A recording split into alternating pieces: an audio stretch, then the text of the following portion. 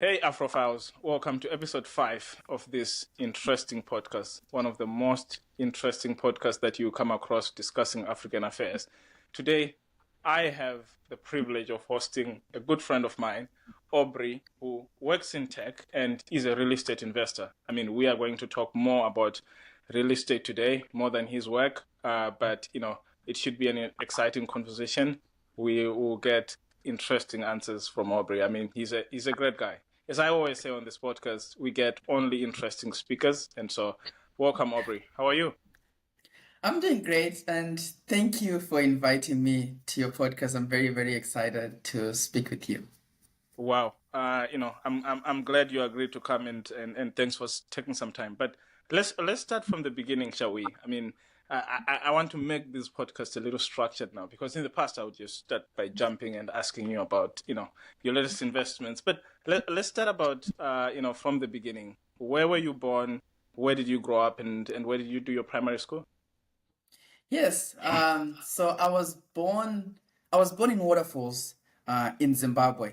So for anyone who's from Zimbabwe who knows where Waterfalls is, if you know like Parktown area, that's where I Yep. was born. And then I lived there for a number of years. And then for primary school, I went to a primary school called Frank Johnson. It's also in Waterfalls, at least That's for two. first and second grade. And then when I was in third grade, I went to boarding school. So there's a school in Macheke, called Macheke Primary School or Macheke Junior School. So that's why I went for my third to seventh grade. So yeah, Wow. that's school. Well, I went to boarding school at fourth grade, and I always thought I was one of the few people who went early. But you went in third grade. How was that experience? Starting in boarding school in third grade. Yeah, it was interesting. Like when I think back now, because like a few years ago, I was actually doing some calculations to understand how much time have I actually spent with my parents.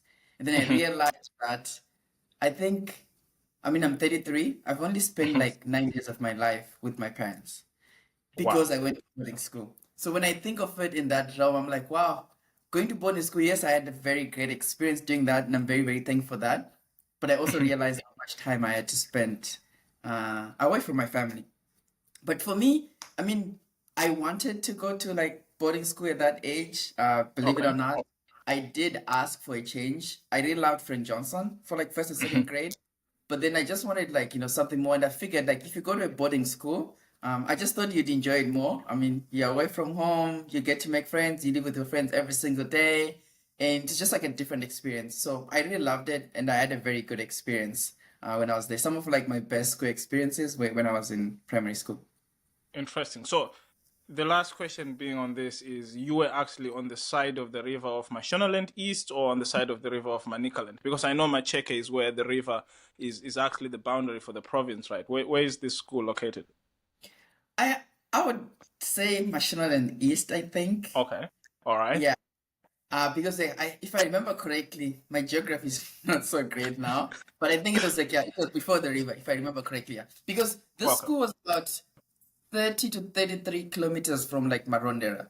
All So right. it's All right. it's pretty close, yeah. All right. Interesting. And after that, you then went over to Marist, and from there, I guess you decided to go to Marist Kutama and not the better school, which is Marist Nyanga, which is where I went to. Is there a reason why you chose Kutama for your high school, and how was the experience there? Oh yeah, that's spicy. So I'll tell you this. I actually did write the entrance test for Maris Nyanga and I was accepted. So that was Ah. definitely one of the options for me. I'll tell you, when I was in grade seven, I wanted to go to St. Ignatius. Right. At least in terms of schools, that was my number one. And Hmm. then I think Nyanga, like Maris Brothers Nyanga, I think it was number two for me. And then Hmm. Kutama was number three in terms of like where I wanted to go. Right. But then, my parents got involved, and it just so happened like my grandfather, he felt very, very strongly about Kutama. So then pushed, and he convinced my dad. So I think I ended up at Kutama because of my grandfather's influence. And I remember back in the day, I think the argument was my brother's Kutama was closer to Hmm. Harare, to my Hmm. family. And my grandfather said he would visit. So he said, oh, it would be a shorter journey. He never visited me when I was in school. But that was the selling point. And then he's the one who advocated. So that's how I ended up at Kutama. And then I think the other argument was pertaining computer science. I think Kutama was one of the few schools which had computer science. I think it was probably one of the pioneers in terms of like Right, high school in Zimbabwe offering computer science during like ordinary level. So that's how I ended up finding myself at Kutama. But if I can tell you transparently, it wasn't like my first choice. I think parents and my grandparents getting involved are what ended up having me choose Kutama because I think St. Ignatius was first, my brother's Nyango was second. And I did entrance tests at like all those places. So it seems to me that you already had a love for computer science at an early age. Is this something that you bumped into? Did you get any heroes who were you reading, what Bill Gates or Larry Ellison or anyone was doing and you said I wanted to do that? Or was that something that you were just nudged by your parents to look at in terms of computer science? Yeah, good question. So I realize now that exposure is something which is very important.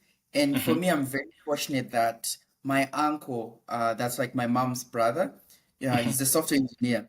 So when Hmm. I was a little kid, I used to go to his house a lot. He lived in like Cotton Park, and almost like every other weekend when I was home, I would try to go to his house. And the reason why I went there was because he had a laptop. I didn't have a Right, laptop right. when I was like very, very young. And then, so I remember going to his house, and he was very generous. He would let me play on his laptop. So at first, I would be playing games, playing like movies, and then after a while, I mean that got boring, like being on YouTube. So I was like, "Hey, you have a laptop. What do you do? How did you get a laptop?" And then he shared with me, he's like, "Oh, I am a software engineer." And I was like, "Oh, okay." He's like, "Yeah, I work for an American company. He's working for like a non-profit at the time."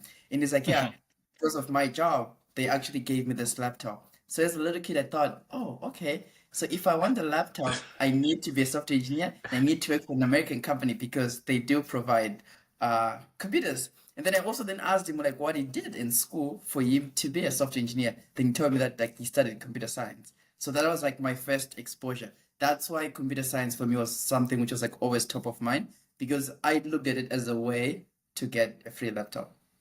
Well, that's interesting. And then after that, you decided to go and enroll at Franklin College in the US. How was that process? I understand you were part of the USAP program, which was also under and great program for students in Zimbabwe, being connected to US universities and being helped to get full funding. Talk to me about that process and how you chose Franklin or how you ended up there and how you liked your undergraduate studies. Yeah. So my journey to the US, I would say it started like when I was at Kutama. And Hmm. then there were a lot of people who were like seniors above me who got accepted into the HISA program. So because Yeah. of that, I think from the time that I was like in Form 1, I just saw Hmm. like, the people were upper six, like they were going to America. And it was like through this HISA program. And I remember at the time at Kutama, what they used to do is if someone got accepted into the HISA program, they would actually put their acceptance letter on the notice board for everyone at the whole school to actually see that. Right, So right. I remember like all the seniors who went like every single year, I always saw like their names and oh, they've been accepted into this program. So it's something that like I wanted to also, be part of. So yeah, after I did like my O levels, I applied for the ISA program, and I'm very, very thankful for like my man for starting this like amazing program. Got accepted into it, and then through that program, that's how I was able to like write SATs and also like apply to schools. I had actually applied to 4 schools, and I did not pick Franklin where I ended up going. Oh. Um, yeah, but what happened was, I remember it was in December when Hmm. at that point, I was like, I'm done with like applications. I had picked like my 4 schools. I was like, just like waiting to hear back from colleges. But then I remember getting a call from like the ISA program. They're like, hey, we have a professor here who's visiting from a college called Franklin, and then they would like to meet you. So would you be interested in meeting them? And then they said, oh, this professor also went to your high school, Kutama. So like that is why they asked to Mm. speak. And then I was like, oh, okay, that's interesting. And I was like, yeah, I'll be more than happy to meet. And then like I remember going to Eastgate, and then I met up with this professor. And then he was a chemistry professor at Franklin. And then he had convinced Franklin College that, like, hey, how about if we offer scholarships to international students so that we can add to the diversity for the school? And then he had also convinced the school to also like fund like those scholarships. So then I think as part of that, the school also asked him like, hey, do you know any students who might be interested?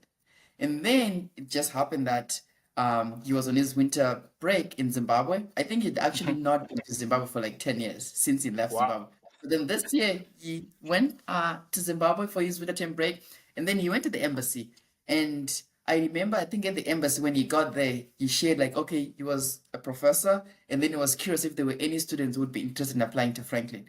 But you know, in the USAP program, there's probably like what 30 to like 35 kids a year, Yes, depending. every year. So then they had a lot of kids, but then in so he wasn't sure like who then to talk to out of like all those 30 kids. So I guess like he then said, okay, when I was in high school, I went to Kutama. So for your USAP class for this year, do you have a student from Kutama?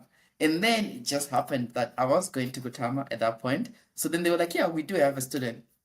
And then that's how like I ended up like being picked to be the one who got to speak with them. So I met up with this professor, and then we got along very well. I mean, we had gone to the same high school, so we had that in common.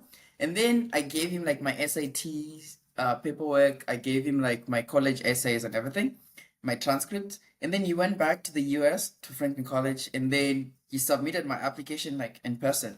And then I think 2 weeks from then, they admitted me, and then they also gave me like a full ride to attend college. So then from my standpoint, I was like, okay, there are other colleagues that I applied to, but then I had met this awesome professor, and then Franklin had admitted me. And then my thinking at the point was, well, if I'm going to the US where I don't know anyone, maybe if I go to a school where there's someone who's a Zimbabwean who's also a professor there, I think it might be easier for me to like acclimate and like adjust. So I ended up picking Franklin because of that. And I'm very happy I did, because that professor became like, his family became like, my American family to this day. Like they're like, he's like a dad to me, and his wife is like a mom to me. And now we have this awesome relationship because I got to spend most of my breaks I spend like at their house, or even if I miss like Zimbabwean food, I would just go to their house and like I would always have Zimbabwean food. Now I live in California, they visit me. I go to Indiana, I visit them. So we have like this whole like relationship which started. But yeah, that's how I ended up at Franklin. Wow, that's an amazing story there. Just how much serendipity and getting people to meet right when it's not all planned, and you would have set your mind on something else, but then something comes along the way and you take it, which is the exciting part of the story. But when you were talking about how now you live in San Francisco and you're working in tech, and they live in Indiana. But as you were going through your college experience, I understand for some of the summers you actually did some internships here in the East Coast on Wall Street.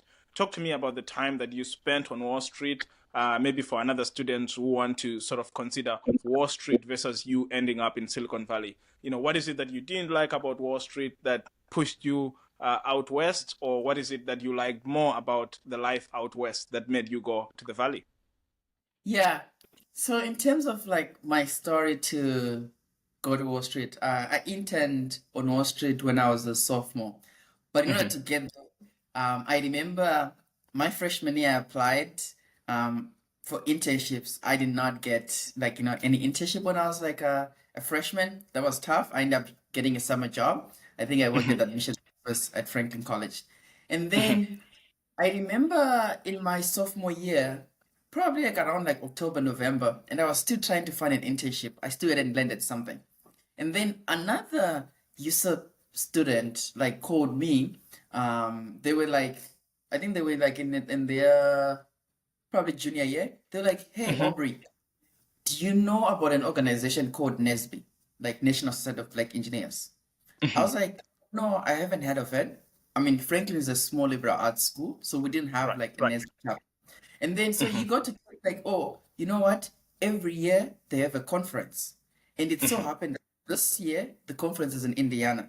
So my friend Ah. was going to college in like Kalamazoo in Michigan. So he said like, look, I'm coming to Indiana for this conference. You should sign up and go. And then he said for this organization, even if they don't have a chapter at your school, you can actually join online as an honorary member. So if you do that, then you can also still attend the conference. So I was like, okay, what's the big deal about the conference? So then my friend said to me like, look, at this conference, there's more than like 300 companies who will be hiring. So like if you go there, you have an opportunity to actually meet recruiters as well as like hiring managers. So this might be a way for you to like, land an internship. And then I remember thinking, I was like, oh, okay, this is good. Maybe this is the way, right? Because I was trying to land an internship. It was just like very, very difficult. And then I remember in March, uh, I mean, maybe a few weeks before the conference, and then I called my friend like, "Are we still on? Like, are you going for the conference?" Then my friend was like, "No, you know what? I no longer can make it for the conference." And then I remember thinking a big bump like, "Oh, wow, okay, I was gonna go with him, but like now Right. I'm going by myself. Maybe I shouldn't go because I just didn't want to go by Yeah. myself, not Yeah. with anyone." But I actually think like my friend in this case like was an angel because that's just the push that I needed. Because of him, I signed up and I went for the conference. So I ended up going solo. And it also happened that, I mean, when I was in college, at least my sophomore year, I also didn't even have a car at that point. Then the professor who brought me to Franklin, his wife then offered to come and pick me every day to take me to that conference, and then she would bring me back to college. So then I remember going for the NSB conference, and then I remember going to like recruiters. They had like a resume writing like session. I attended that. I actually met recruiters, all those companies helped me with like my resume and all that. And then afterwards, I attended the career fair which they have at this conference. I think for like 2 or 3 days. And then during this career fair, like literally you walk up to like all those companies. For me, what I was doing was like I knew that not every company hires internationals. So like I shortlisted like, okay, which companies actually hire internationals? Do they have the ability to sponsor for like an H1B and also like eventually like a green card? So like yeah, I shortlisted a lot of companies. And then like I went to speak with them at that point, a lot of tech companies where I went to, I think they'd already filled most of their hiring spots. But when it came to like Wall Street, like banks there, they'd actually reserved spots for NSB conference students. So like they hadn't like fulfilled like all their hiring needs.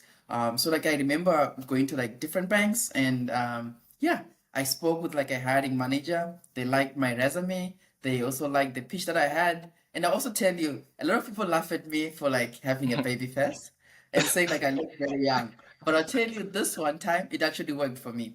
Because when I approached this hiring manager who was a partner at a Wall Street bank, he looked at me and he's like, "You look so young. I can't believe you're in college." He thought like maybe I'm in high school. So his expectations were low to begin with, which worked in my favor because his experience was so low. He thought I was young. I didn't know anything. And then he looked at my resume. And at that point, my GPA was also like very high. So he's like, "Oh, wait, you like little kid and like you seem like you're doing more and you're doing computer science in school." So that just then set me apart. He's like, "Well, I haven't spoken to someone who looks this young who's also like doing this well." So he's like, "Okay, I would love for you to join my team." So he later told me like, "Hey, are you free today at like 2 p.m.? You have to go wait for me at this booth. I'm going to interview you. If another hiring manager tries to interview you, you should say no. Just wait for me." So I remember showing up to the interview booth. I waited for that like technology partner for a Wall Street bank to come and get me. He interviewed me, and after the interview, he gave me a job right on the spot. He was like, typically like recruiters will give you the offer, will do this, but he's like, "I'm just gonna tell you like right away. I want you to join like my team." And then, so that's how I got an offer. So I ended up interning. I did my first summer as a sophomore, and then I went back my junior year. And I had a great experience interning at Wall Street. And for me, I would say that also gave me the break that like I really needed from a career standpoint. Because after that first internship, when I was now a junior, when I was applying to internships, it just became easier for companies to like, get back because now Because you they had saw something. that I had experience. So like I really appreciate that. I'm very, very thankful for that. And yeah, my experience there was great. And then to answer your other question, like, okay, so why then did I not go back to Wall Street and why did I then join a technology company when I graduated? The answer to that is as I was interning, I had a very great experience. I also met like other students. So I met some like, Africans. I met like particularly there were these two guys I met, one guy from Ghana and another guy from Nigeria. And they were like my mentors when I was interning. And then they put me aside. They were like, "Hey, look, a few years ago, we're in your shoes and like we're interning you, we're like loving it. You probably like love it so much and you want to come back. But they're like, hey, let us let you in a secret, right? if you come here, it's great. I mean, compared to probably like what expectation you have.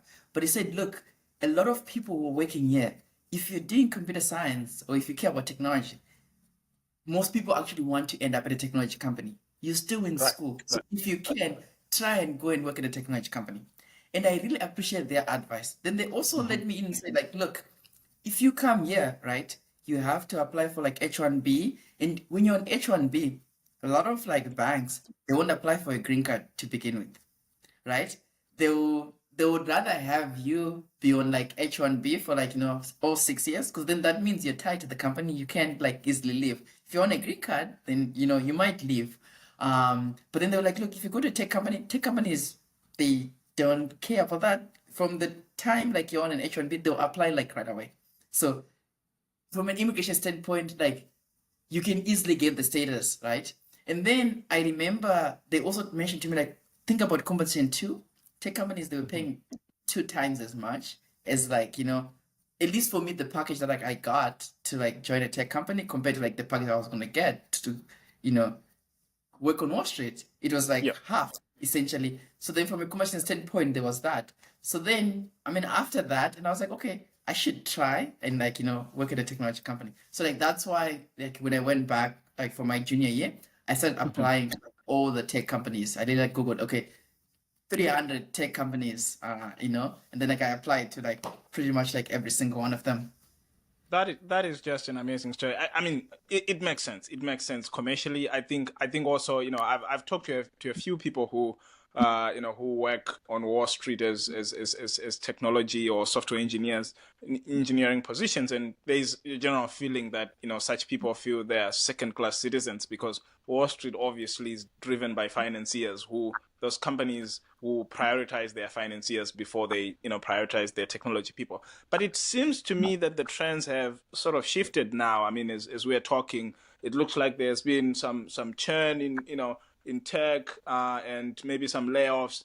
In terms of if you were going to meet a student right now who is recruiting, would you still give them the same advice that tech is better than Wall Street, or should they try to be a little bit much more evaluative, if there is such a word, in their options? Like what is the future now for students who are studying computer science? What would you advise them? Yeah, yeah. So to be honest, like whenever people reach out Hmm. to ask what they should do, to me, I'm like, look, if you're working on Wall Street, it's a great opportunity. If you work at a tech company, Right. it's a great opportunity. How I also look at it, just also being in this great nation in America, it's also like a very great opportunity. A lot of people like want to be here. So when I'm Yeah. advising people, the first thing that I tell, depending on whether they're immigrants or not, if they're immigrants, Hmm. I tell them, like, look, before you choose whether you go to Wall Street or tech company, first just like apply everywhere. Because the first Hmm. thing that you need to do is get an internship. Or if Right. you're looking for a job, the first thing that you need to do is get a job. And Hmm. regardless of just apply everywhere, whoever gives you a job. And then when you now have, let's say you apply on Wall Street, you also apply to tech companies, when you now have those offers on hand, then you can then get to decide, okay, is it better to work for a tech company? Is it better to like work on Wall Street? I mean, there's pros and cons, like, for the different options, also depending on like what your interests are. I'm sure Yeah. like if I gotten to like work on Wall Street like full time, I'm sure like I would have a great career and I would have enjoyed it a lot. Yeah, but there's also like, there's pros in doing that, there's also cons in doing that. Even working in a tech company, there's also pros, there's also like cons. And people would also talk about how now it also looks like, some of the things that maybe people left Wall Street to go to tech companies, those things are now happening at tech companies, to your point, right? So it's like, things are changing like a little bit in terms of like how things are. So like, yeah. So if I'm giving someone advice, I say like, look, apply everywhere. What you want is an internship or a job. Yeah. If you Okay. have offers, then decide to then pick, and then we can have the conversation like for like what are the pros, what are the cons, and then you can evaluate the offers on hand. Hmm. Because you've got to have something instead of keeping on desiring. And this brings me to a point. One of the quotes that is rumored somewhere to be one of your favorite quotes, which goes like, "Don't spoil what you have by desiring what you don't, but remember that you want what you have was once among the things that you only hoped for." Can you unpack that for us? Like, what's happening there in the code, and why do you like it so much? Yeah, I like this quote it speaks to me because I think at different points in my life, sometimes it's easy for me to just like want something else. Right. Like when I came to America, right? The first thing like when I was in Zimbabwe, is like I wanted to come to America. When I was now in America, I'll tell you, when I went to like Franklin College, I had a great experience there. But when I was applying for jobs, right, it was a little bit harder. So I remember sitting there like, oh, what if I went to like other schools? What if I went to like Ivy League schools? Or what if, think about like those what ifs. But then I had to then like stop myself and say like, look, right now, what I was currently like living, being in America, being at Franklin, is like what was my prayer like years Right. ago. Right. But Right. now when Yeah. I'm in that situation, I'm not desiring something else that I don't have, but I'm forgetting that what I have now, at some point, that used to be my prayer. So it's like, why should I spoil what I have? And I mean, things always have a way to work out. So for me, I really like that quote because at every instance, it just like helps ground me to say like, I should always be grateful for whatever I have. Because at some point, I probably wished I would be in that situation. So I always want to have that reminder. I actually have this bracelet, and I don't know if you can see. It actually has the word like grateful. Um, like yeah, because for me, it's like something like I always try to think about like whatever is going on, I should always like be thankful for like where I am now. Because there's a lot of people who probably would also want to be in that situation. There are a lot of people who probably are praying to be in that situation, but they're not. But then when you're in a situation, it's always easy to look at what you don't have. And like it's always easy to look at people maybe who are doing better than you compared to like being grateful and just like being thankful for like what you currently have. So that's why I like that quote because it just grounds me.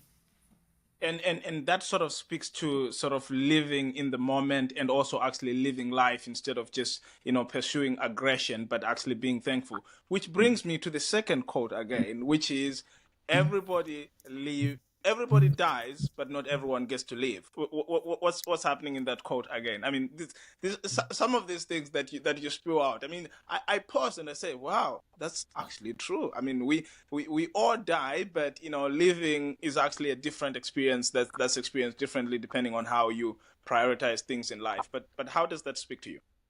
Yeah. So how this speaks to me is like, at least for me as I go through life, I just don't want to just be surviving and just not taking time to like really, really enjoy. Because like, we get one shot at this thing called life. So for Yep. me, in that quote, it's a reminder for me to just like maximize like, my experience, like live each day and make sure that like I'm getting the best that I can get out of like each day, any experience, whether big, whether small. I just want to make sure that like I actually get to enjoy.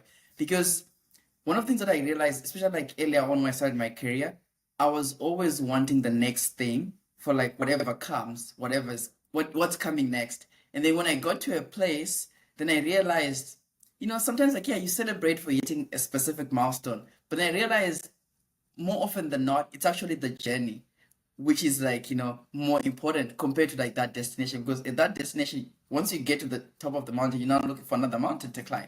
So then I then realized, okay, every single day, I need to actually like live life because at the end of the day, it's just all about the journey, not necessarily like the milestone.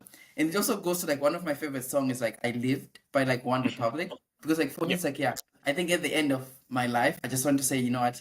I took every moment that like life gave me and like I just enjoyed and I did everything that like I wanted to do. So that's my philosophy. I want to make sure that I get to enjoy this life and not just like go through life. Oh, I want this, just chasing all those milestones and chasing all this like destination. I just want to get everything that I can get out of life because we get only one shot. In terms of milestones, what's the milestone in relation to your facial hair? What's happening there? I mean, you always have people saying, "Oh, you went to Zimbabwe and you got a haircut. Sounds like you met your mom or something like that on your social media." But what's the target? Are we gonna see you with dreadlocks sometime soon, or do you grow your afro and then cut it off and start again? What's the cycle? That's good. So when I came, I mean, being from Zimbabwe, at least for me, my mom, I mean, she always made sure I had short hair, and she still doesn't like subscribe to like men having like long hair. But at some point now, she has given up. I have tried locks, and I mean, I've always had respect for people with locks, but now I have way more respect for people who have locks, and even people who just like do dreads and all that stuff, because I realize those things are painful. I got my locks in America the first time I had locks, and I felt like it wasn't like that bad. It wasn't that painful. Then I went to Zimbabwe, and then I went to a hairdresser there who did my locks, and the way they pulled them after that, I was like, never again. So I came back. It was so bad that when I came back, I took like a scissors and I cut all the locks that I had. Ah. So I think I have some trauma from that experience. So I'm not gonna do locks anytime soon. I was thinking of like braiding my hair, but to be honest, I actually set up to get like a haircut tomorrow. So like if we had had this conversation like next weekend or something, I'm getting a haircut. So right now I'm just going back to like short hair. I like long hair, but it's too hard to maintain. And it's like you get a lot of like split ends and all that stuff. So like I don't enjoy Yeah, that. Like short that's the hair. stuff. Well, I'm very glad that we got to film the podcast before you actually did that unforgivable thing of cutting down your hair. But another thing, just to mention this and shout out to your mom, as you know, but as listeners would not know, your mom officiated my sister's wedding in Zimbabwe. And I met her, and so it was great meeting her under those circumstances when I was walking my sister down the aisle. So you have a blog where you document a lot of your experiences, and one of the experiences that you documented, the series that I really liked, is when you're talking about your immigration journey and how you got to go from F1 student to green card. And so for a student, some student who is an international student in the US who wants to look at this, in a summary, what would you say the process entails? How hard is it for one to naturalize, and how proactive do they have to be with their HR department to help them actually get that goal so that they won't be tossed out of the country one day? Yeah. Well, thank you for reading the blog. I didn't realize that someone is actually reading this blog. Yeah, I started the blog because I just wanted to share. And what I realized was a number of times people would ask me, how do you do this? How do you do this? So in order to like scale, I figured, for the questions that I usually get from people, let me just like have a blog and then I can just like say Yeah. that. And hopefully people find that useful. So in a nutshell, when you're going through the US immigration journey, where it starts is if you come as a student, then you're on an F1 visa. And then for everyone who comes and studies in the US and graduates from a US college or university, you're given at least like 1 year that you can work. It's called like OPT. And then for this 1 year, you can work in your field or outside your field. It doesn't matter.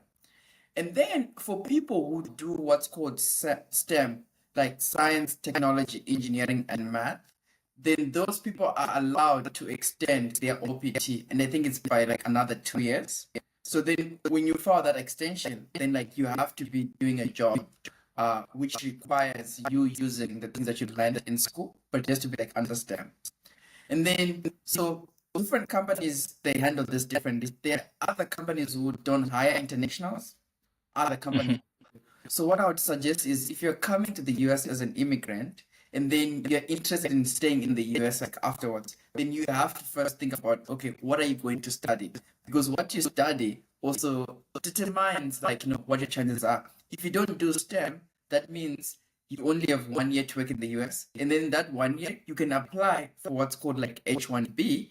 But then if you don't get it, then you have to leave the country. If you do STEM, if you come here, you essentially have 3 chances to apply for like the H1B visa, which is like the work permit.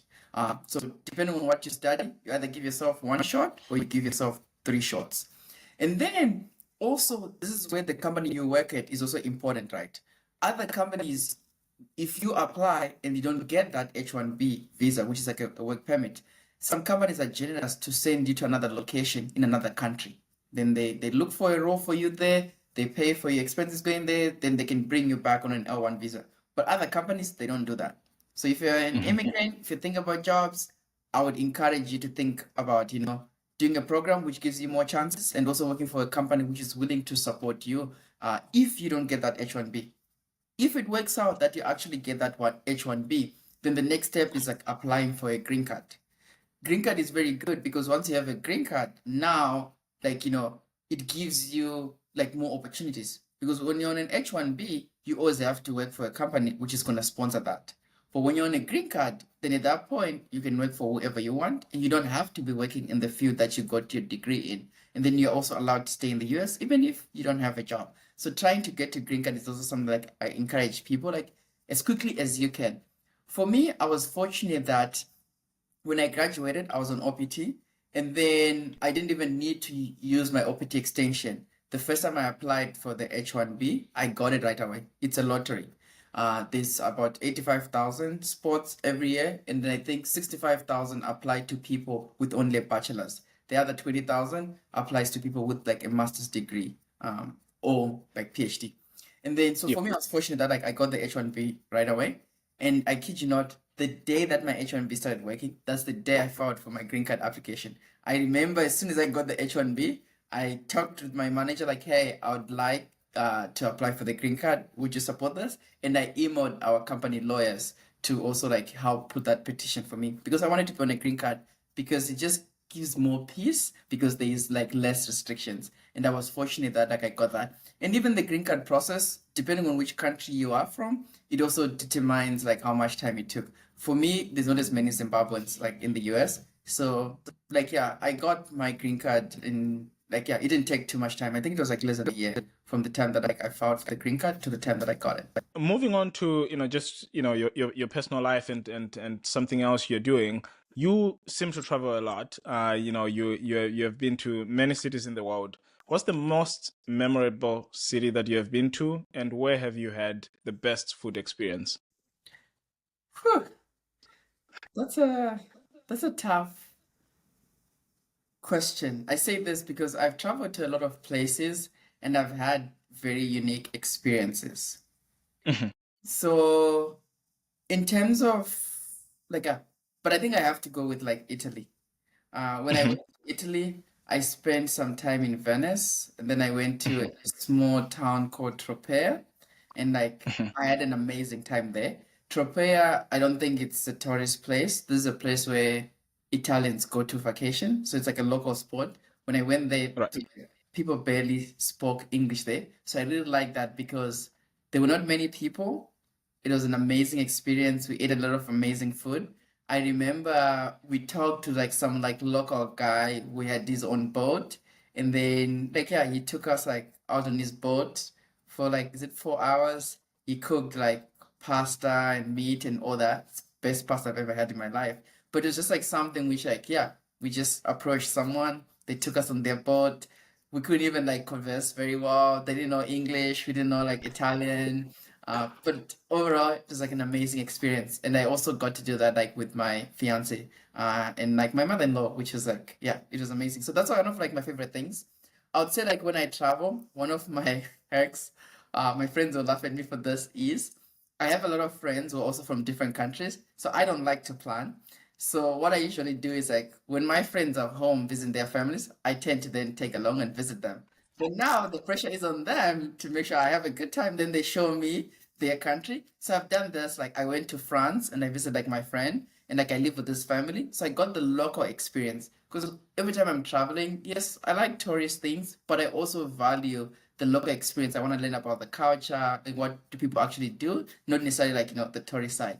So by traveling with friends who are from these countries, it gives me that local experience because then I can get to actually live with their family and to just like eat normal food like they do, go to the market. I did that for France, amazing time. Did that for Norway, had an amazing time. So I try to do this like with my friends too. And then if I'm not traveling and visiting my friends, then at least my partner tends to, plan the trips. So she's very nice and kind for doing that. Wow, it seems like she's doing a great job. So she is the one, just for the record, who you went with to Italy, or were you with different friends? Yeah. So when I went to Italy, I went with my partner and her mom. And then my Okay, partner planned the whole trip and we had an amazing time. that's amazing. Where did you guys meet, by the way? We met when I was in college, but then like we didn't At date. Franklin. Yeah, yeah. But then like we started dating like later on, like after I graduated, and then like I was now working.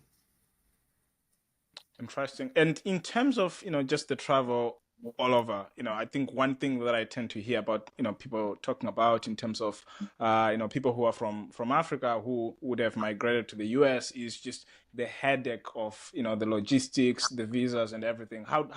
How do you handle that? Do you just mail your passport and make sure you always have visas, or do you have go through a long planning process where you have to actually make sure that you can visit these many countries?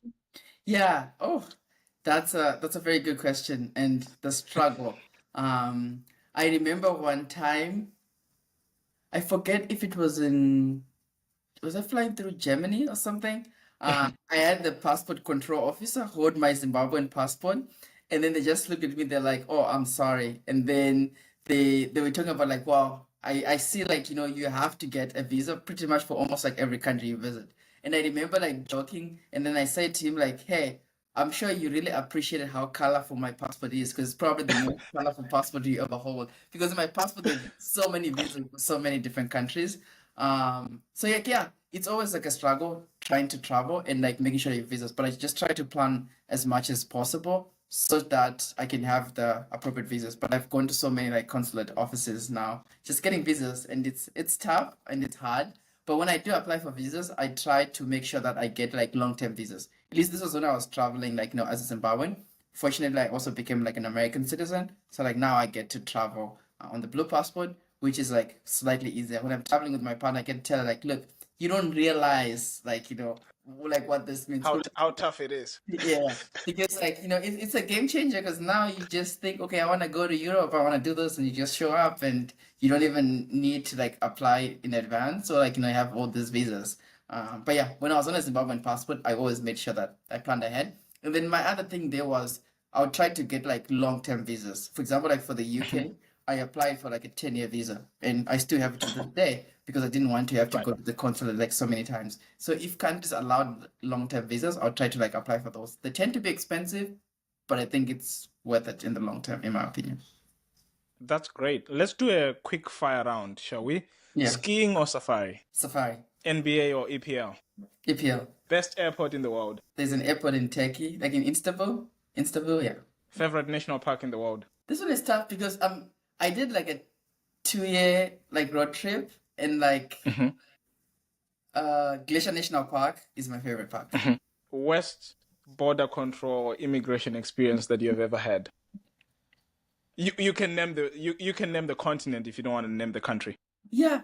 So thankfully, I haven't had as many bad experiences, but I'd say the worst one that I've had was in Asia.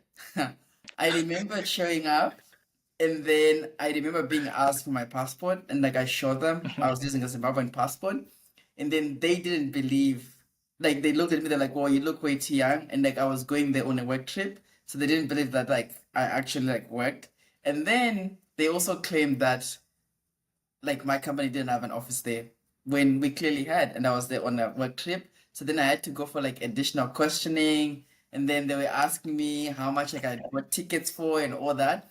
And information where they wanted like the exact dollar amount, like even like round. 0.76. That's what they want. Yeah, and I couldn't remember the actual dollar amount because it was a work Yeah. trip.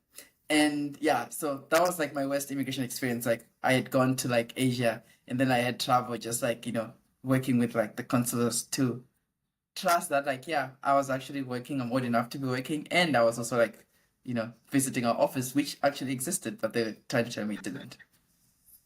Wow. I'm sorry about that. But let's talk about some of the work that you're doing in terms of just the giving back. I know you mentioned in terms of USAP and how you're very grateful, and I of course am also grateful for the opportunity that USAP gave us. But you have been doing some other stuff on your side. You co-founded a scholarship. I think it's called the Tapua International Student Scholarship Fund. How is that going? And if someone is listening and they're interested in it, what's sort of the application process for them to be considered? Yes. So yeah, I really do believe in like giving back. I believe, in the African proverb, like it takes a village to raise a child. And I believe like for me to be here, all the opportunities that I've gotten, there's a lot of people who have helped along the way, people that I knew and people that I didn't even know. For me to end up at Franklin, like a professor that like I had no relationship with, they took a chance on me, and then they helped me. So because of that, like I always want to give back. So like yes, as part of giving back, this Zimbabwean professor I mentioned and myself, we co-founded a scholarship called the Tapua International Scholarship. And then what we do for the scholarship, like right now, is we currently afford the scholarship to any student with like African heritage. So right now our fund is about $25,000. Like last time I checked, our plan is to grow. Our long-term vision is to grow this fund so that it can actually afford to pay the full tuition and room and board for a student. We're not yet there. Right. So like right now we cover like other educational expenses like room and board. Typically Franklin College, they usually give international student a scholarship maybe like once every 3-4 years. And then when that student is there, then we help offset some of the costs that they currently have. And I'm very thankful to a lot of like my friends and family and the Zimbabwe professors' friends and family who have also contributed to help us grow that fund from $0 to about 25,000 that we currently have. And we plan on continuing to like donate and grow with the plan to make it like, self-sustaining. And we love that it's an endowment. So like the money that like we have now, it's like it's set in perpetuity. Like we just live off like what is the interest from that funds because we want this to be something that stays on for forever. Wow, that's amazing. Thank you for doing that. And I'm pretty sure at some point this is gonna grow into something big that will that will help many more students achieve their dreams. But let's take a pivot and talk about real estate, which is my favorite topic and something that you're very very much involved in, at least in Zimbabwe. Can you tell me about sort of just as a background, what you're doing in terms of real estate, in terms of, to start with, the partnerships, right? Because as we have established, I mean, you're sitting here in the United States and you have projects that are going on in the ground. I understand you work very closely with your younger brother, but you also have contractors who you talk to directly. How do you establish these relationships, and how do you make sure that everything is working well, even though you're trying to sort of lead it remotely? Yes. So yes, if you're listening and you want to buy property in Zimbabwe or you want to build, please contact me. My company is called Oshi Properties. Our services are we develop and design like luxury modern houses. So we have our own offerings. So if you're interested in that, you can buy from us. But if you also have your own vision that like you wanna build, we also like help. If you need any help pertaining to how do you even look for land, how do you buy land, we also offer consulting services. Like we have an hourly rate.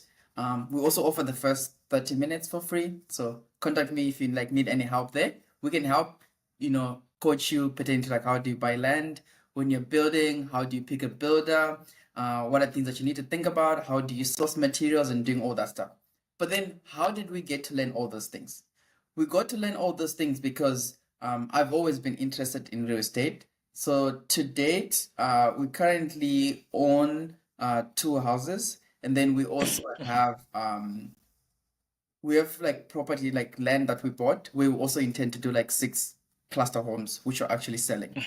And then so because of this, like I've always been interested in real estate. And if I have to think about like why was I interested in real estate and how did I begin to be interested in it, it's because like my own grandfather, he used real estate like as a vehicle for like growing like wealth and also to help like support the family.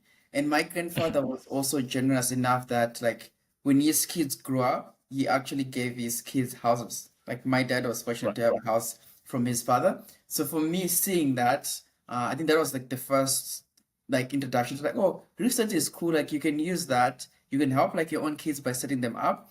And then also, even like when you're long gone, your family can also have that and still benefit and getting income from. So for example, when my grandfather passed away, like my grandmother could live off like all these real estate investments that like my grandfather had done. So for me, that was like my first interest. But as I grew older and also like started to learn, right? And also from all the travels, I also started getting exposed to like different designs. I really like modern architecture, like modern designs. So it just like made me be more interested in that. And then I started thinking like, oh, I like creating and building. So like I look at real estate like, okay, I can think about ideas and then I can actually like make that happen. We have a luxury home we're currently doing in Arlington Estate right now. So like yeah, in literally for this piece, like I saw a design that I really liked from Pinterest, and I was like, this looks like a nice modern house, and like I would love to do the same, and I would love like my own take and spin on it. And then I work with architects and designers and like made it happen. So for me, it's just something which is like very, very interesting.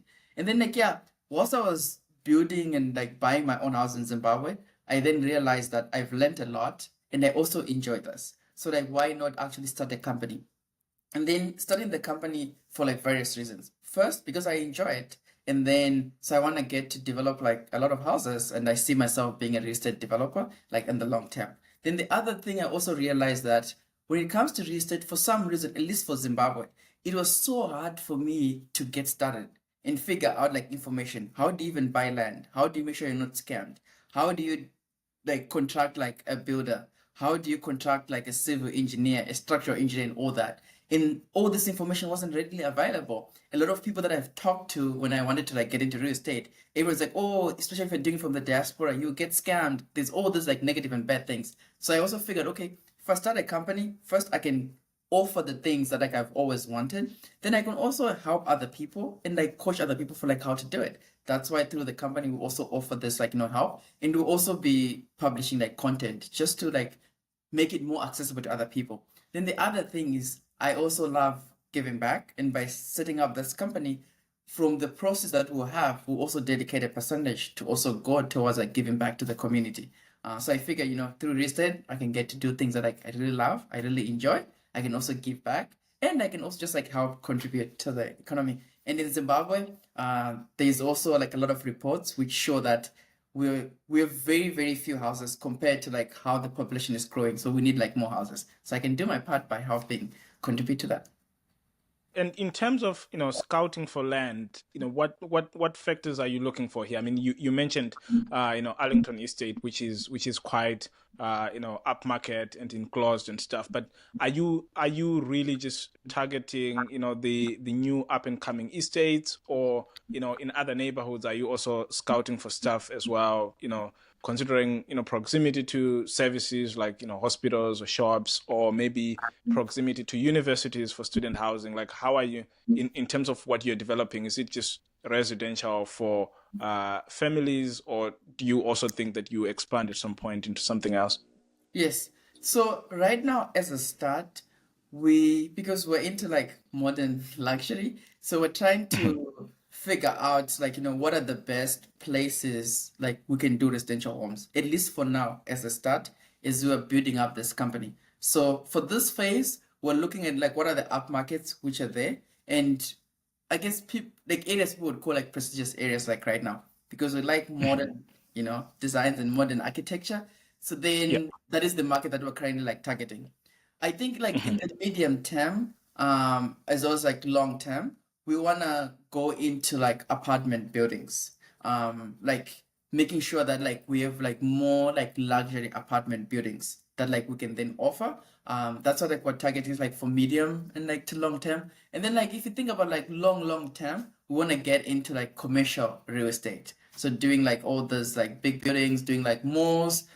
So essentially just like all the standards that like we see in Western countries, we believe that we can also give to the Zimbabwean community by making sure that we can have those things in Zimbabwe as well. So like that is our plan. We're targeting upscale luxury and like modern architecture. We'll still come back to real estate, but this is an interesting side note that I just need to make sure that I clear out of my head because it keeps popping up. We also see in the Western world that some real estate developers end up having political ambitions and even become presidents of countries like in the United States. Do you have any political ambitions of your own, or you're really just going to stay with real estate and just become a developer in Zimbabwe? Yeah, no, the plan is to become a developer. That's about it. Yeah, that's as far as I can go. When it comes to All politics, right, that's that's fine. I just need to make sure that you're not following a well-written script, starting in real estate and ending up in the state house. But you know, given you said the first 30 minutes is free, so I'm gonna try and milk some consulting here. But if someone is is sitting in California and for at the very least they need to find land, a lawyer, and a construction company, right? How do they go about scouting for land before they maybe send someone who is on the ground to actually view the land? How do they narrow down the land? How do they narrow down the lawyers, and how do they narrow down the construction company or the builders? yes, great questions. So the first thing which I would encourage everyone to do before like you start like actually purchasing something, first figure out what is your budget. Because at the Right. end of the day, like budget is going to detect like what you can get. So figuring out, okay, what is the budget that you currently have? And then also based on that budget, figuring out what are the things that you're interested in. Uh, are you someone who's interested actually buying like just like land and then you develop on your own? Or are you interested in buying an already built house? There's Hmm. pros and cons for those different like routes you can take. Personally, having gone the route of buying a house in Zimbabwe and also having gone through the route of like building houses in Zimbabwe, we prefer building. Our reasons Right. for trying to build is, well, you can actually find the exact land like that you like, and then you can customize the house to your liking. From our own journey from buying in Zimbabwe, what we first a lot was we saw a lot of like houses which were priced very, very high. But when it comes to like the actual like interior designs, they were not necessarily stuff that like we actually like really wanted. So we, especially at the price points that we're trying to target, figured Hmm. if we construct, then we can be able to meet the budget we need. So like, yeah, first I would encourage you, think about what is your budget. Think about if you're trying to buy an already built house or you want to build your own house. And then you then have to also then, once you've decided that, the first thing that you need to then do is like, if you're looking into property in Zimbabwe, go to www.property.co.zw. I like Hmm. the site because all the agents that like operate in Zimbabwe, they also list their listings on this specific site. So you can see Yeah. from different like listing agents, they'll have their properties there. And then on this site, you can also filter for your budget, the size that you're looking. You can also filter for the location. So that's what I encourage, want to do. And then from that, let's say you enter in, let's say I want to spend $100,000, for example. Let's say I want to buy in Arlington. You get your list of all the properties, like the land in Arlington, which is maybe like under that price. Then the next thing that I would encourage someone to do is like read the descriptions for all these listings. So let's assume you go into like you want to buy land. On the description, not if they have a title deed or not. Our own philosophy is if there's no title deed, we don't do that deal. Because this is where like people run into problems or issues. Hmm. So our recommendation is first, read all the listings that you populate, figure out if they're title deeds, and figure out what is the type of title deed that is actually there. Then if you narrow it to like a few things that you're actually interested in, then I would suggest you also then reach out to those like realtors or sellers. When you reach out, ask them about the details. Ask them about like what is the cost of that property. Ask them like what are the payment terms for that property. Also ask them why the seller is selling. It's also good to know. That also like gives you a sense for like what is actually going on.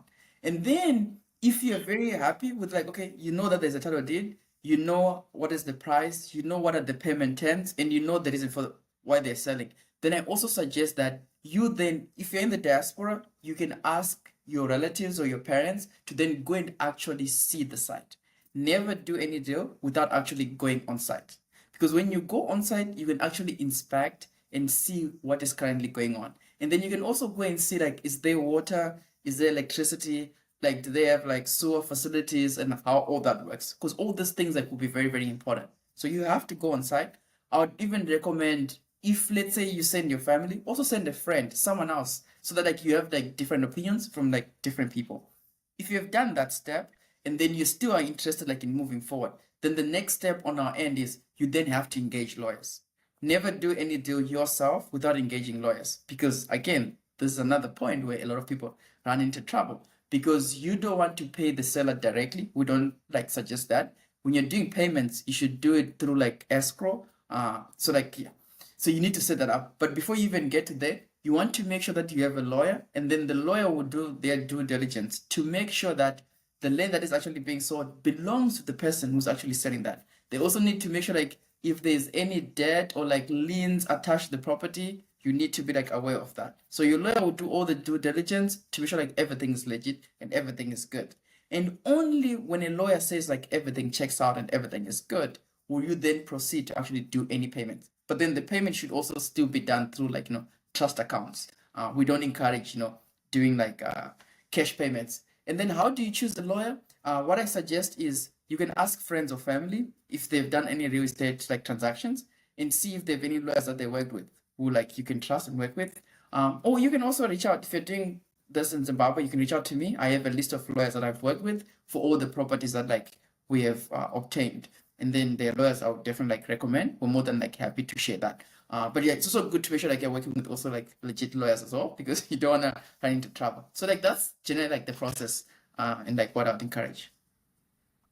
And then in terms of the deeds process, I understand sometimes there are, independent deeds, or sometimes there's council land where, maybe the deeds will come later. What's the mechanics around that, and what sort of, like title are you specifically, advising clients in a consulting session to look for?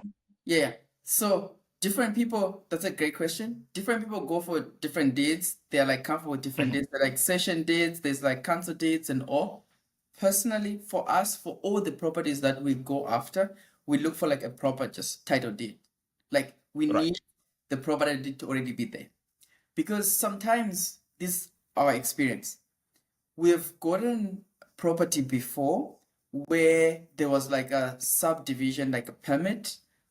So they didn't have like the actual title deed, but then they had like a subdivision permit or something like that, council permit that they had. And then from the time that we bought the property until we got like our actual title deed, it took about 5 years. So Mm, you don't want to wait. So personally, yeah. if you're going through this process, what we encourage is the actual proper title deed, where after you exchange your money, you're getting the title deed, and then you can do whatever.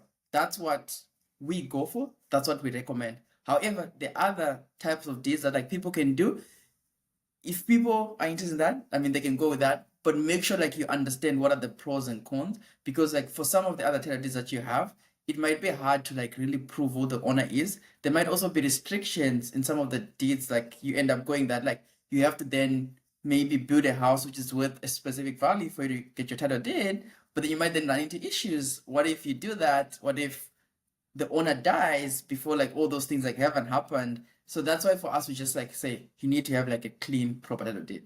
That's what we recommend. That's what we tend to go after. I know you talked about, Pinterest and, getting some of your inspiration online as you're just, browsing through stuff. But who actually does, the designing, the architectural work and maybe the interior design for the properties that you're working on? Yeah. So for us and like for my company, how we go about it, first like I decide like, okay, for the land that like we buy, I decide like what kind of property do you want to put there and like what do we want those to look like. So for me, I like modern architecture, I like minimalism. So I first search online, go to different sites. I really like Pinterest. I never thought I'd find myself on Pinterest. But like lately I'm always using Pinterest because they have all those cool designs. And then so what I end up doing is like I find inspiration from Pinterest, right? And then I then collect like, what are the designs that I like for like the exterior and even the interiors. And then from there, what I end up doing is I then like look for architects to do this. There's different ways to go about like looking for architects. I've worked with architects in Zimbabwe, and then the pros being they're on the ground. I've also found them to be fast. I've also found it like it's also like cheaper compared to like using architects like in the Western countries, because like architects in the Western countries they may not be aware of like all the local laws. Um, then they also tend to be like more expensive. And even if you use an architect like outside of Zimbabwe, you still need a Zimbabwean architect. Because at the end of the day, when you do submission for like your paperwork, what gets signed off is signed off by like a Zimbabwean architect, a Zimbabwean engineer. So like even if you engage in an architect outside of Zimbabwe, you still need to engage a local architect, who can then maybe use the inspiration from like your non-Zimbabwean like architect. So like yeah, Yeah. so for me, depending on like what I'm going for, I usually then decide and how fast I want those things and like how much money I'm wanting to spend. I decide whether I go with a Zimbabwean architect or a non-Zimbabwean architect. I've done both routes, so they're both like pros and cons, and also there's different amount of money you also spend when you do that. Makes sense. Another short, rapid answer question Yeah, session. Hipped roof or flat roof? flat roof, Clay tiles or chroma deck? chroma deck, Face brick or plastering? plastering, Wallpaper or paint? Paint. Interesting. Anyway, in But terms of your construction, yeah, sorry, you have a comment. I think I feel like everyone needs to know this. If you're gonna build, I didn't know this. I made this Mhm, mistake, so I want to make sure like everyone else knows. mhm. Flat roofs are very, very expensive. Stay away from flat roofs if you're not willing to spend the money. In some cases, the amount of money you spend on a roof might be the amount of money you might spend actually buying one or two properties in like high density areas. We're building our own house in like Arlington. We went with the flat roof because it looks amazing. The designs are great, but then the cost is insane. Going into this, I didn't realize that. I had to learn by doing it. So now I feel that it's my role to educate other people, which is also like one of the things that like, I want to make sure that I can start sharing all those lessons because now that I think about it, this is why in a lot of cases you don't see flat roofs that much. They're that expensive. Yeah. That's the reason. Yeah, And I think, to your point, it's interesting because I think when I was, also building my house in Nyanga, was fortunate enough to actually talk to one of the architects who had worked on the new US Embassy building in Harare, and which is obviously a flat roof. But he warned me. He said, "You are building in Zimbabwe. There is no need for a flat roof. The Americans did it because they have the money to do it on their embassy, and they possibly have Black Hawk helicopters that might need to land there someday in an emergency. So you don't need to build a flat roof in Nyanga." I really wanted it, but that guy, he saved me and he steered me away from a flat roof. But he showed me the numbers and he told me how expensive it was. So, I'm glad you brought that up. thank that person. Like for me, having a flat roof costed 4 or 5 times what a normal roof would have costed. So like yeah, stay away if you're not willing to spend the money. Wow. That's a lot of multiplication being done there. But in terms of the other construction materials that you have, do you order most of these things, as long lead items, or do you just have a very perfected Japanese, just in time system that you only bring what's needed on site if it's going to be used tomorrow? Otherwise, we're not buying it and we're not keeping any inventory. Yes, great question. I wish we had a perfected system. We don't. We're far from that. However, we don't buy everything beforehand. We literally buy things that we need as we need them. So we try to maybe buy things like a week in advance. Reasons Mhm. for that being, first, when it comes to like storing things, it can be problematic. It also Yeah. happens like, if you buy everything at once, things could go missing. So we want to avoid that. And also from an expense standpoint, it's also just like better for us to just purchase things like as we need. So like we spend the money like when we absolutely have to spend that money. So it helps us, plan things better. It helps like manage the project a little bit better. So like yeah, we buy things usually the earliest like 3 to 7 days before we need them. And we just buy whatever we need at each stage. And for the people who are working on the ground, I mean, the construction company that you actually contract to do this work, for someone who is just trying to work out how long a project might take, in general, do construction companies in Harare work 7 days a week, 5 days a week, or how often are you actually seeing this? And do you have to be there to sort of remind them that they need to come to the job, or you have been fortunate to work with contractors who are, very responsive and come and try to get your projects done on time? Great question. I'll tell you it depends. I know that it's not always great to hear the answer that it depends, but yeah, it truly depends. Yes, why? I'll give an example. We're building in Arlington. We have like an amazing like contractor who literally they would work 7 days and then they would work 12-hour days. Right. They're that hardworking, they're that willing. They're also like family friends that we're using.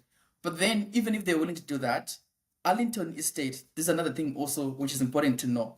I didn't know this when we started constructing. They also have their own rules for what time you can start construction and what time it has to end. So during the week, if you're doing construction in an estate, they have their own rules which govern Yeah.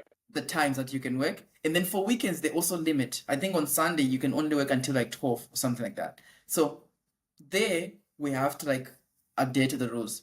But if you're doing your own construction at your own house, not bound by any estates. You can set the rules. For example, for our Glenlone project, we don't have, so our contractors can work as much. And for us, we've been fortunate that we have a contractor who's always willing and they can do the hard work. I can tell you, like, our foundation, our house is very big. It's probably like 616 square meters. To do all the foundations and everything, it was like a few weeks, maybe 2 3 weeks. They were done with the whole thing. They were literally like working as much as hard as possible. And then I think we did the whole house, like for the main structure, like before the roof, I think in like 6 to 8 months, like for the house, which is like about 616 square meters, like they were done. So they've been working very, very hard. So we've been very fortunate there. But I mean, I've heard of cases where you have to chase people. Yeah. And then I would And say still, for us, the other thing also, when we started this company, I was fortunate that like my brother was in Zimbabwe and every single yeah. day he was on site, also inspecting and make sure like things are being done. Now that my brother is not in Zimbabwe, we also have an awesome project manager who's on site every single day. So that helps a lot. Great. And in terms of paying the contractors, I mean, what is the system there? Is it that a client pays a lump sum amount and the contractor takes the risk whether they deliver on time and on budget, or is it really they keep on submitting the invoices for the labor and to the extent they're buying it for the materials, and then you just have to cover if there are any cost overruns in the project? Yeah, yeah. So for us, like the model that like we go with, and before I answer that, I want to make sure like I share this. The other Mhm. thing, if we're gonna do construction projects, make sure like you understand that there are timelines, at least in my experience. Construction folks are not gonna be happy hearing this, and like anyone to do with the real estate industry, they might not be happy to hear this, but I have to share with you. Everyone, whenever they give you their timelines, they don't go with those timelines. If a builder tells you it's gonna take 2 months, I would budget 4 months. If an Right. interior designer tells you it's gonna take me 2 weeks to design this, I would budget 4 weeks to design it. That's just been our experiences. We've done like 3 projects so far, and this has been consistent. So now we've learned. So if you're doing any construction work, just know that if you're told 4 months, expect 6 to 8 months, so that you can adjust your expectations. I want to make sure I share that. Then to answer your question about how do we do payments? So for us, what we do is for our contractor, we discuss like for the whole structure, how much it costs. And then from there, we then say, okay, we then divide up how we do the payments. This is also another thing which people should know. We don't believe in paying the full amount to begin with, because if you do that, you no longer have leverage. And then Yeah. if you give them all the money, like your contractor, they may not finish the building and you don't get the work right. So you have to also incentivize them. So what we do is we give them like a third of the payment to begin with. And we do that because they also need to buy materials to do work, they need to hire, they need to do all that stuff, right? And then we have worked it out with our contractor that like every week we pay some amount. So we have milestones that we set every week, and then we also pay some amount every single week. And then we'll do the last payment when everything is completely done. So that's another thing that like earlier on we didn't realize this, and like we actually got scammed. The first company we approached to do like our designs, we didn't know at the point, and me being used to like the Western way of doing things, I'm not saying the Western countries are perfect, but usually if I pay for a service, I'm gonna get that service, even if I pay in Yeah. advance. So trusted a company which looked legit. They have their Instagram page, they have their website, they advertise a lot, they have a lot of followers, and I was like, okay, this looks legit. We then paid them everything in advance, at least for just doing the designs. And then as soon as we did that, the dates that like we were told we got the designs, those dates were missed. Everything was missed by like a month and a half. And then we didn't have any leverage. Like we would message them, call them, and all. And in the end, we ended up not getting every single thing that we had paid for. So for that, that was like a learning for us. And the only reason I'm sharing this mistake is so that you can learn from me, you can laugh at me, but you can avoid that mistake for yourself. So like yeah, never pay the full amount. Well, I mean, I'm pretty sure we'll certainly learn from you, but not, laugh at you. What about in terms of the permits themselves. I mean, how many permits in general are required for someone to build in Harare, for example? I mean, I'm guessing you need to engage the council or any other body that's required. Is there some environmental staff, deeds office, or council? How much in terms of offices that you have to visit for you to actually be able to start digging the ground? Yes, this is a great question, and I'll answer it from two angles. So, from my experience, like we've built a house right in Arlington, and we're currently building a house there. So, if you're building an estate, in terms of permits, it's different. Or if you're doing like your own land, just like a single family home, the permits you require are different from if you're doing a cluster. So, because I have experience in both, I'll tell you for both. So, for our construction in Arlington, how the process worked is we first had to come up with the architectural designs and then have like a civil engineer or structural engineer come up with the designs. And then because Arlington as an estate, they also need to approve every single house because it has to meet their own standards. So we submitted to them, and then it took them some time to look up. It took them like about 3 weeks, 3 to 4 weeks until like we got a response. Should have taken like less, but yeah, we had some issues there and all end up being resolved. So those are the first set of permits that we had to get. Once Arlington had approved us, like the estate, then we went to the council. And then for the council, they saw like, I mean, Arlington had approved. Then we also made sure like, the council, like we're okay with it. And we made like all their requirements like that they had said. For example, there's specific amount of meters you have to leave, right, between the boundary and the wall. And it's different for like the side walls compared to like the front. So you have to like make sure like, meeting all those rules and regulations. So like, yeah. And then once the council approves, then like, yeah, you can start like your construction. But at every single stage, someone from the council has to come and also like inspect. So that should take some time. For example, like once you've done the foundation, they come and inspect, then you actually dig. And then after you finish doing the actual foundation, then they come and check. Then you build window level, then they come and check. So there's multiple inspection which happen throughout. That's like one way where you're building on an estate. And then if you're just doing it on your own land, you probably just have to deal with like council. You don't have an estate which needs to approve, right? If it's your own land, it's independent. So in that case, everything from the council like stays the same. If you're doing cluster homes, that's a whole different beast. This is when like things like environmental comes in, and this process is like way longer. So if you're actually doing a cluster home, right, you first have to get permit for the clusters. Then once you get permit for the clusters, you also have to get construction permits. They're two different things. And for all those permits, you have to first, you come up with the designs, they have to be approved, and then you have to have like environmental folks who also come and like, figure out like what is the impact for like what you're doing like to the environment. They have to like approve. And then you have to have the civil engineering, the structural designs, everything like put. You also have to work with the council. There's a payment you have to make because if land might be zoned, maybe you're going to do one, but now you're doing 6 homes, then you have to pay for that conversion from 1 to 6. So it's like a development fee. You also have to, so there's a lot of things which are now involved in the process. You also have to figure out biodigesters.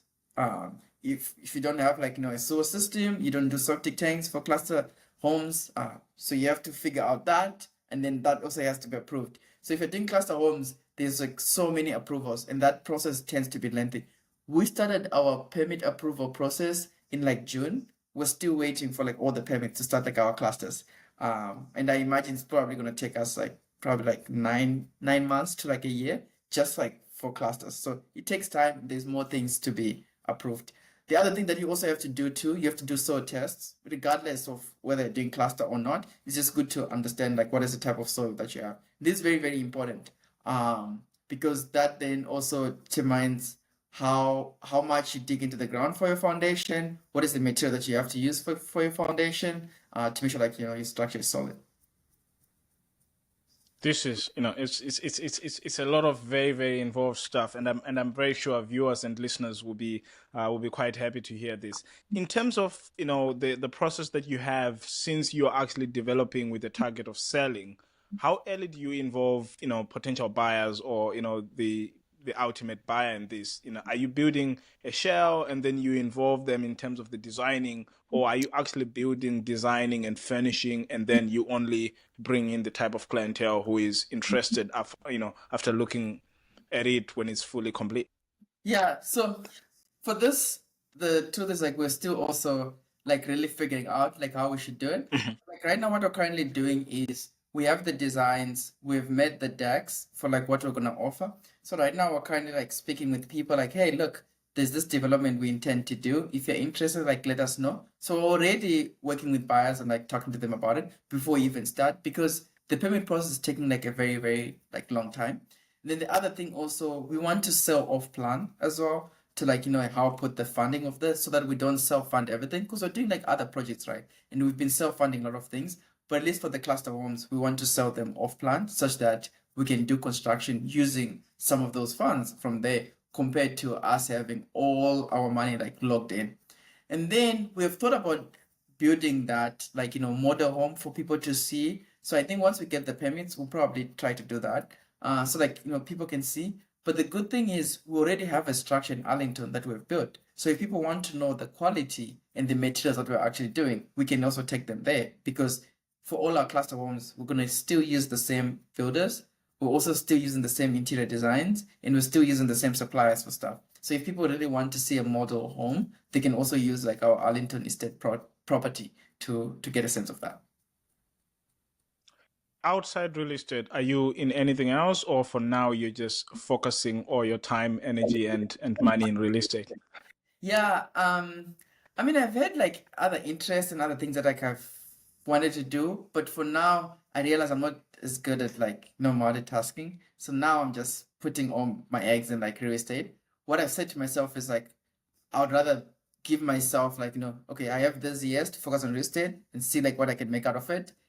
Then I'll reevaluate. If I'm happy, things are going like as we want and all that stuff, continue doing that. But if I want to pivot and do something else, then I can change. But I usually like to just like focus on one thing at a time because like I mean there's also like other things outside of real estate that like I have to take care of. So yeah. Right now the Yeah, time I yeah. have I can only devote to real estate. And in terms of location, I know you're doing work in Zimbabwe, but are you exploring even within the real estate sector? Are you exploring other opportunities within the SADC region, or are you still very much focused on real estate in Zimbabwe and not looking anywhere else in real estate within the region? Yeah. So we have thought about real estate in South Africa. Right now, Hmm. we just haven't done it because we haven't had the time to like actually do all the research and also like have Yeah. people on the ground because I mean we're doing this like whilst I'm in the US. So we started with Zimbabwe because grew up there, have family there. So it's a little bit like easier to figure out and come up with a system for like how do we get builders, how do we get interior designers, architects and engineers and all that. If we try to do the same in South Africa or like, I don't know, Kenya or like Zambia, I mean it's possible, but it's just that for us we don't have like as much like connection, so we're not doing that as of yet.